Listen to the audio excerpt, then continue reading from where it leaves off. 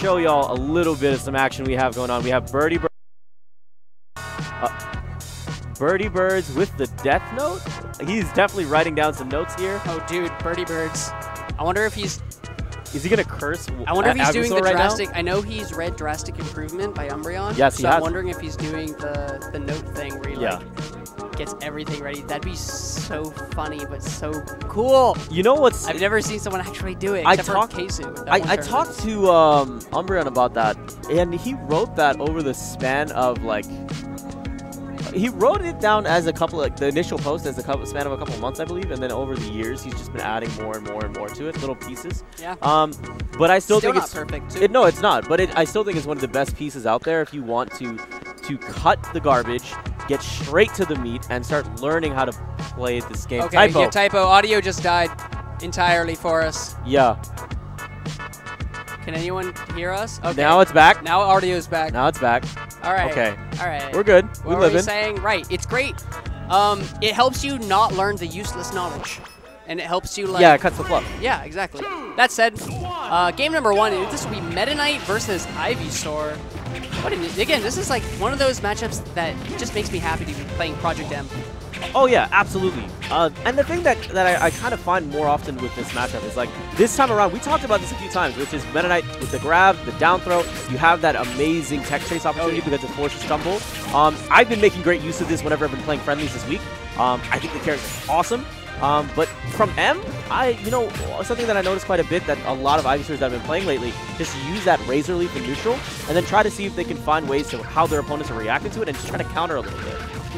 The Razor Leaf is really good at confirming, because your opponent can't really, like, they have to either jump around it, roll. Some characters can attack through it, but like you don't really want to because of the range. Most of the time it's a giant commitment, or they shield it, and Ivysaur really has like a distinct flowchart set of options no matter which one your opponents do. Specifically, if they shield, that's probably the biggest mistake you could do against the Razor Leaf, because then it's a free grab for Ivysaur. Oh, absolutely. You don't want that at all. No, that makes perfect sense, but M doing a great job of taking the first stock there, using that up air. Now he's working his way back onto the stage, and that's going to be enough to take him. M loses his stock here, and he's going to be able to come back on. M's been doing a great job, though. Whenever he gets spare time, he should just start charging, and she really is trying to make a good use of that photosynthesis. So later on down the match, we're going to see great use of that Solar Beam. I'm wondering if BirdyBirds could have gotten a stronger Gimp while Ivysaur was off stage right there, because he hit M with the fair, and then he just stopped. And I'm wondering, because like Meta Knight, quite good with another nair there, or I'm sorry, another fair or a nair there would have, I feel like, might have even killed at that low percent, because Ivysaur, I mean, if you got the edge hog, then he could just like drop down nair or do something. Yes, so let me ask you that. So when it comes to Ivy's recovery, if she's coming from a distance, it's rather difficult. Nice up air. Granted, great up air there, but it's rather difficult for Ivysaur to get something out of that, correct? I mean, if they're coming from Ivysaur has a weird recovery, I feel, in that, I mean, every recovery is unsafe if your opponent does it wrong, right? But, or I'm sorry, every recovery, like, it's unsafe to edge guard Ivysaur at first, because Ivysaur has the long-ranged attacks and has the double jump fair specifically, which is surprisingly strong, and it's quite good at stuffing any kind of like edge guarding. But if you're patient about it, then that fair is a huge commitment from Ivysaur, and the tether is not at all a strong recovery. But but one of those strongest options there, we're seeing that up smash from M. Great job of taking BirdyBirds off the top, and he's doing a good job of commanding the pace so far. He's 2 stocks up. Granted, he's getting a little bit higher on those percentages, but it comes down to BirdyBirds right now. How is he going to want to edge guard here, using a great down smash? Whenever I've been playing a lot of Meta Knight, I've been seeing these guys just wait for whenever Ivysaur just pull themselves up and their recovery is a bit too telegraphed. Down smash, just waiting for them, ready to go. Well, I mean, you know what? And that's the thing. Oh, that was nice. That was nice. That was nice. You know, and M didn't do that 3 months ago. He did not. It's crazy. M has actually, I remember the first day that I was like, wow, M, you've gotten better. It's because he took a game off of me, which he hadn't, you know what? He's done that like 3 times ever. He rarely takes like full games off of me, but he just took a game off of me in tournament. And I was trying too, and I was like, M, what happened? He was like, you know, I fixed my mindset a little bit, and you know what? It shows. Every tournament, I think he's showing up a little bit better than he did the last. that game specifically started out really close, but then M just started, he started running away with it, and BirdyBirds struggled to really get any kind of advantage. Like, he got M off stage a couple times, but he really didn't capitalize as much as he should have. A couple of little issues. It's like, again, if he did another fair there or another nair at that one spot, this game could be very different because it's not that hard to edgeguard Ivysaur, and Meta Knight certainly has the tools to edgeguard Ivysaur. Absolutely. You have to make sure, if you don't do it right, it doesn't matter how often you get the tech chase or how often you send them off stage if you're not able to do anything about it. If you can't finish off stocks, you have a problem, genuinely. So BirdyBirds taking initiative just out the gate here, doing a great job using these multiple pokes and just really getting in there and trying to get things stirred up against them. I like the template that he set up, and I hope that he's going to continue to do so because this is a nice change from last game. Ooh, good crouch cancel on the Razor Leaf. It's an interesting matchup because Meta Knight's attacks are really fast, but they're also quite laggy, just overall. And because of that, Meta Knight doesn't want to play the up-close game with you. Most of the time, Meta Knight wants to play the dash dance and then just hit you with a grab or hit you with like one of his really fast attacks, right? Right. But Ivysaur also can't play the close-up game, and this matchup's really a matter of like Meta Knight's dash dance game that isn't really, he's not really able to sustain close combat very long. Versus Ivysaur, who really doesn't want to be close combat and just wants you at that certain distance where you can like space back airs, razor leaves, nairs, or not nairs, fairs.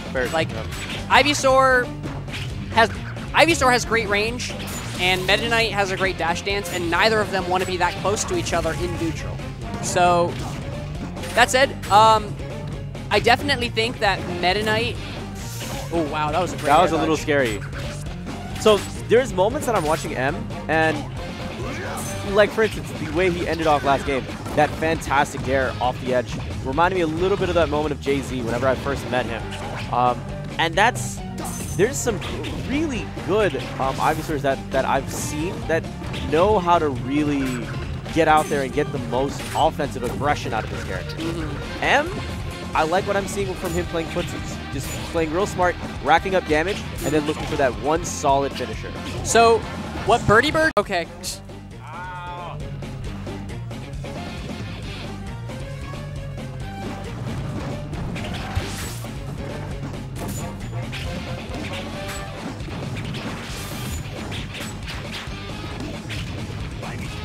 Okay, and we're back. And so, this is a really close game, too. Oh my goodness. Is BirdyBirds going to close this one out? Oh, M still in. Wow, he barely evades that neutral beam. Or that's a dive down beat from Ivysaur, excuse me. Oh God, with the down beat from the ledge. Amazing. That's such a good range. You know what? So, what happened while you guys were away? M went down. Yep. One stock to 2, and he brought it back pretty well. And miraculously. Then that TV died because it's connected to the stream setup, and they paused. And then I started eating this fruit roll-up, and then Typo was like, "We're going live now, guys," and I was like, "Nah, bro." My God. And that's all that happened. You guys didn't miss anything. But going into game number 3, I would expect like Battlefield, somewhere small for sure. Yep. To give Meta Knight less room to dash dance and to give Ivysaur more room to back air. I think that's fair. You want more room to dash dance. I would feel even out of those attacks. I would feel either Battlefield or.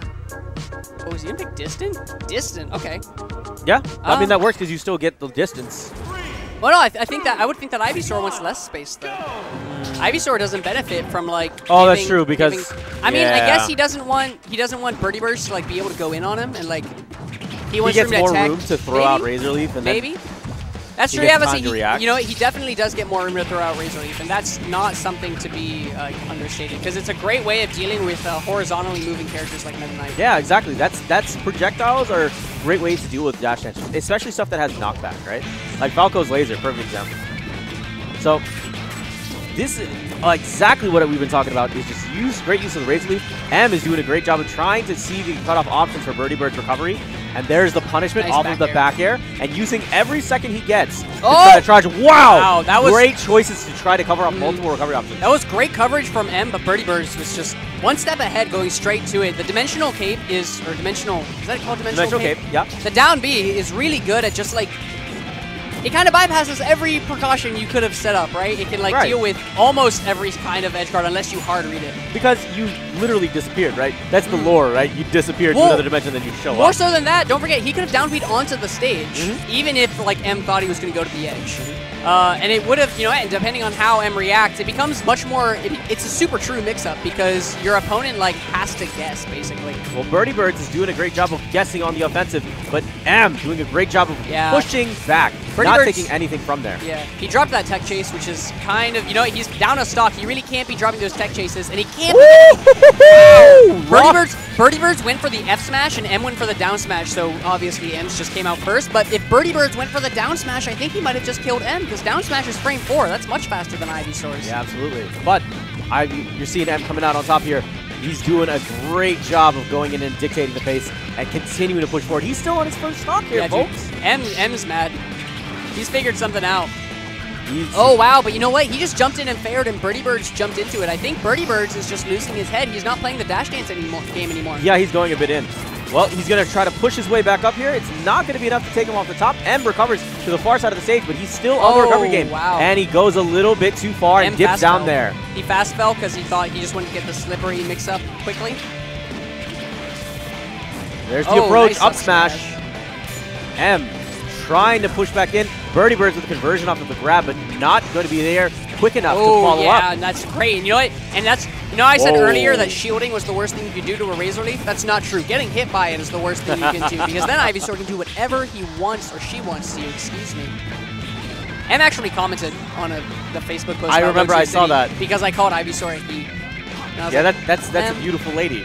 I guess. I don't know. That's a beautiful lady. I honestly, I thought there was male and females. That's how breeding works in the game. But you know, I could be wrong. There is male and female. Okay, cool. So, BirdyBirds up airs, back airs. This man is pushing on top of him with multiple aerials. All of such fantastic tools. You can't be doing that dares. That's the second solar beam. You know, but if I'm up 3 stocks to 1, I guess you just go for it, right? But I'm okay. I'm all fine to go. My problem is that you're using something that takes a lot of resources to build up, right? So it just feels wasteful. It's definitely wasteful. I think that BirdyBirds he's playing very aggressively right now. Yeah. And wow, the second time. You know what? No. Come on. Well, M's still up 2 stocks to 1. M still has like more than a healthy lead, because all M needs one back air that's not tech, and then like an edge guard, and that's it. Yeah, no, I could definitely see that. But it's still within BirdyBirds' reach as well. Ooh, he just needs to play really clean for the next 2 stocks and not let anything happen here. Oh, nice back air, and you know what? And you can't. That's kind of the panic getup. You really, very rarely is a normal getup at the ledge at a high percent like a good choice. But the juggles. BirdyBirds, no, staying there and waiting a little bit too long. He's using cape really well. I'll give him that. He's been using it to get through multiple different pursuits or ways of walling him out from getting back onto the stage. Good down tilt. Yet again, another case of BirdyBirds not being in the right place at the right time. Nice F tilt. That was a great F tilt because it completely negated the stage advantage that BirdyBirds had. Here's the back throw. Here's the follow up. No! Whoa. Okay. M getting a little bit overzealous there and pushing down on top, hoping to see the push BirdyBirds down to the bottom. And now the 3-stock comeback is possible. Now it doesn't take much to kill a Meta Knight. That's out. Back. Can he back throw? Can he no. High ceiling. He can't take him off the top. Guess we're on. Oh, that's going to do it, though. The up B, the raw one. That was a lot closer than it needed to be. I think that overall, BirdyBirds started playing super aggressively, which was a big change of pace, because we were talking about how before they both didn't really want to go in on each other. They just wanted to like wait for the other to commit real quick, and then dual punish. Both of them do really badly at sustained pressure. They can pressure like really quickly for like 1 second. They can't really stay and do it. They have a lot of all of their pressure attacks have like a ton of end lag. And towards the end of that, like BirdyBirds just started getting a ton more aggressive, and M I don't think caught on to it super fast. You know, I think M started to struggle with it at first, but you know what? Some leads are just really hard to come back from in the end. You know what? M started that game on a tear. And M definitely started that game on a tear. Had a couple mistakes towards the end, but overall managed to clutch it out. Fantastic performance.